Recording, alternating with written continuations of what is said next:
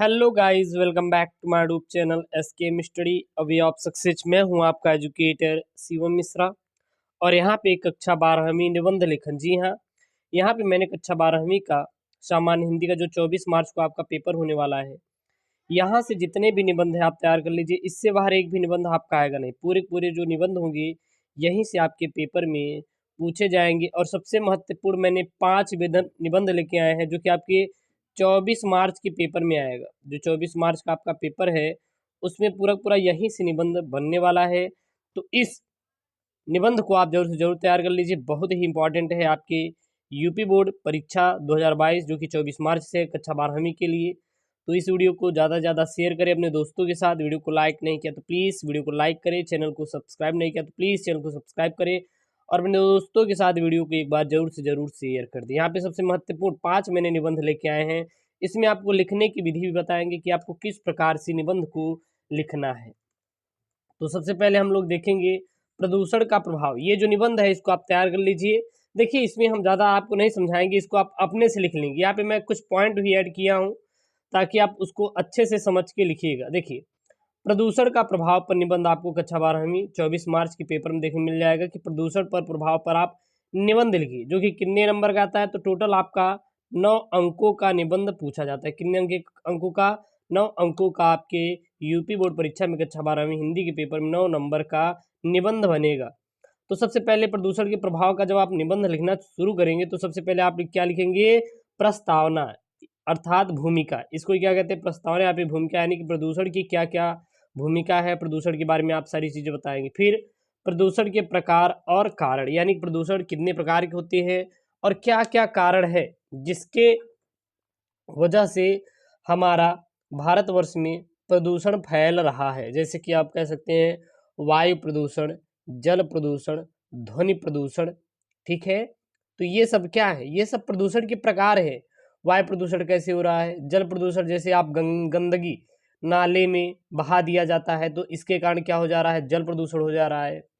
प्रदूषण से होने वाली हानियां, जब प्रदूषण हो रहा है तो इससे क्या कौन कौन सी ऐसी हानियां हो रही हैं, तो इसको आपको यहाँ पे लिखना है। अगला, प्रदूषण रोकने के उपाय। प्रदूषण रोकने के क्या क्या उपाय है, इसको भी आपको क्या करना होगा? यहाँ पे लिखना पड़ेगा। तो प्रदूषण का प्रभाव पर निबंध में क्या क्या आप याद करेंगे? बस मेन मेन पॉइंट लिखेंगे, उसके बाद तो लिखते हुए चले जाएंगे। प्रस्तावना यानी भूमिका, प्रदूषण के बारे में बताएंगे। फिर प्रदूषण के प्रकार और कारण, जैसे कि जल प्रदूषण क्या है, तो जल में होने वाले जो प्रदूषण होते हैं उसे जल प्रदूषण कहते हैं। जैसे कि हम लोग मल मूत्र इत्यादि सड़े गले पदार्थों को जल में ले जाके प्रवाहित कर देते हैं, जिसकी वजह से स्वच्छ जल हमारा क्या हो जाता है? गंदा हो जाता है, जिसे हम लोग जल प्रदूषण कहते हैं। कारण, जैसे कि प्लास्टिक, खराब भोजन, खराब वस्तुएं और मल मूत्र इत्यादि जो भी होते हैं आपके जल प्रदूषण के कारण है। प्रदूषण से होने वाली हानियां, जैसे जल प्रदूषण होता है तो जल प्रदूषित होने से हैजा, पीलिया इत्यादि प्रकार की क्या बीमारियां फैलती हैं। ये सब क्या है? इससे होने वाली हानियां हैं। प्रदूषण रोकने के उपाय, यानी जो प्रदूषण है रोकने के लिए उपाय क्या कह सकते हैं? जैसे कि आप कूड़े करकट को आप एकत्रित करके किसी गड्ढे में फेंक दो, तो क्या है? प्रदूषण रोकने के आपका उपाय हो जाएगा। अगला है योग शिक्षा की आवश्यकता। क्या है? योग शिक्षा की आवश्यकता पर निबंध आएगा लिखने के लिए। आपके हर एक निबंध याद रखिएगा 9 अंकों का होगा। कितने अंकों का होगा? 9 अंकों का होगा। तो इन जो 5 निबंध को मैं यहाँ पे मेंशन कर रहा हूँ, इसको अभी तुरंत आप तैयार कर लीजिए, ज़्यादा से ज़्यादा आप नंबर गेन करेंगे। योग का अर्थ, जी हाँ, शिक्षा की आवश्यकता में, योग शिक्षा की आवश्यकता में सबसे पहले आप क्या लिखेंगे? योग का अर्थ, यानी कि योग का मतलब क्या होता है, योग दिवस कब मनाया जाता है और योग गुरु किसे कहा जाता है, योग करने से क्या क्या लाभ हैं, क्या क्या हानियां। तो ये सारी चीज़ें आप नेक्स्ट पॉइंट में क्लियर करिएगा, लेकिन इसमें आपको योग का मतलब बनाना है। जैसे कि आपका बता देंगे कि हम जब योग करते हैं तो हमारा शरीर स्वस्थ होता है, मन शांत होता है, हम किसी कार्य को अच्छे से कर पाते हैं। तो ये सब क्या है? ये योग में ही आएगा।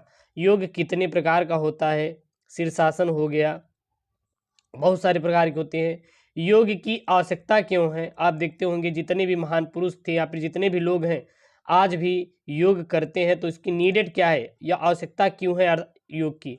योग के क्या क्या लाभ हैं, यानी कि एडवांटेज, डिसएडवांटेज तो होंगे नहीं, लेकिन हाँ इसके क्या क्या लाभ हैं। अगर यदि आप योग कर रहे हैं तो इसके क्या क्या लाभ हो सकते हैं, इस चीज़ को यहाँ पे सारी बातों को मेंशन करना होगा।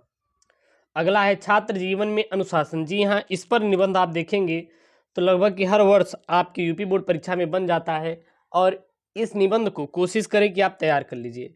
छात्र जीवन में अनुशासन, तो सबसे पहले आपको भूमिका डालना है कि छात्र जीवन है क्या, इसके बारे में डिटेल के साथ बताना है। फिर अनुशासन का महत्व क्या है, अगर कोई छात्र है तो उसके जीवन में अगर अनुशासन है तो उसके क्या क्या इंपॉर्टेंट पॉइंट हो सकते हैं, इस चीज़ को यहाँ पे मेंशन करना होगा। फिर अनुशासन की आवश्यकता आखिरकार क्यों है बच्चों को अनुशासन की आवश्यकता है कि उनको अनुशासन में रह के ही काम करना है। अनुशासन की प्रवृत्ति का विकास करना, अनुवास जैसे कि अनुशासन जो है इसकी प्रवृत्ति यानी कि उस बच्चे के दैनिक जीवन में ला के और उसका अनुशासन के प्रति उसको तत्पर बनाए रखना, तो इस चीज़ को यहाँ पे आपको लिखना है। तो यह भी काफ़ी इंपॉर्टेंट है, आपको हर एक निबंध 9 अंकों का मिलेगा। और हाँ, आप हिंदी का जो मॉडल पेपर है, आने वाला जो मॉडल पेपर है, इसका आपको सेट जाके हमारी ऑफिशियल वेबसाइट skmstudyclasses.com से आप वहाँ से प्राप्त कर सकते हैं। साथ ही साथ आप टेलीग्राम चैनल SKM स्टडी पे आप भी प्राप्त कर सकते हैं। PDF भी इसी का वहाँ पे मैं सेंड कर दूंगा, जाके आप डाउनलोड कर लीजिएगा। अगला यहाँ पे मोबाइल के दुष्परिणाम। मोबाइल के दुष्परिणाम में सबसे पहले आपको भूमिका लिखनी पड़ेगी कि मोबाइल है क्या, यानी प्रस्तावना देना पड़ेगा। उसके बाद मोबाइल का उपयोग क्यों किया जाता है, क्यों आवश्यकता है, मोबाइल से लाभ और मोबाइल से हानि। जैसे मोबाइल का उपयोग हम लोग दूर दराज एक देश से दूसरे देश के मध्य कनेक्ट होने के लिए, दूर दराज बसे लोगों के मध्य कनेक्ट होने के लिए, क्योंकि मोबाइल के ही द्वारा हम किसी की जानकारी अच्छे से ले सकते हैं बिना गए हुए, वहाँ पे जाए भी ना और वहाँ की सारी इन्फॉर्मेशन हमें मिल जाए। आज हम अगर पढ़ाई भी कर रहे हैं तो मोबाइल के थ्रू ही कर रहे हैं। तो ये जो चीज़ें हैं ये मोबाइल का उपयोग में आएगा। मोबाइल से लाभ, मोबाइल से क्या क्या लाभ है, जैसे पढ़ने के लिए है, हमें चीज़ों की सीखने के लिए है, वहाँ से हम पैसे भी कमा सकते हैं, ठीक है, वहाँ से हम इंजॉय भी कर सकते हैं मोबाइल से। मोबाइल से हानियाँ क्या है, अगर आप देर तक मोबाइल को देखते हैं क्या तो आपकी आंखों में दर्द होने लगता है। आप जब मोबाइल से लत लग जाती है मोबाइल की तो आप पढ़ने में मन नहीं लगता। तो ये सब क्या है, ये सब मोबाइल से हानि है।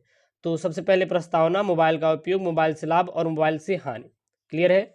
अगला आपका बेरोजगारी लीजिए। बेरोजगारी पर निबंध जो कि काफ़ी इंपॉर्टेंट ये निबंध है आपके यूपी बोर्ड एग्जाम के लिए, बेरोजगारी पर निबंध है। तो सबसे पहले आपको प्रस्तावना देना है, फिर बेरोजगारी का अर्थ देना है, फिर बेरोजगारी के कारण, बेरोजगारी कम करने के उपाय और बेरोजगारी के दुष्प्रभाव पर आपको लिखना रहेगा। तो बेरोजगारी के लिए सबसे पहले प्रस्तावना दीजिए कि बेरोजगारी है क्या, मतलब क्या होता है। बेरोजगारी का मतलब ये है, ये नहीं है कि बिना पढ़े लिखे व्यक्ति को ही हम बेरोजगार कहेंगे, बल्कि पढ़ा लिखा व्यक्ति जो अभी तक जॉब नहीं पाया है तो वो भी क्या है, एक बेरोजगार ही है। बेरोजगार का मतलब क्या होता है, बेरोजगारी के क्या कारण है, नौकरी ना मिलना और सरकारी नौकरी में पदों का अभाव होना। तो ये सब क्या है, ये सब बेरोजगारी के कारण हैं।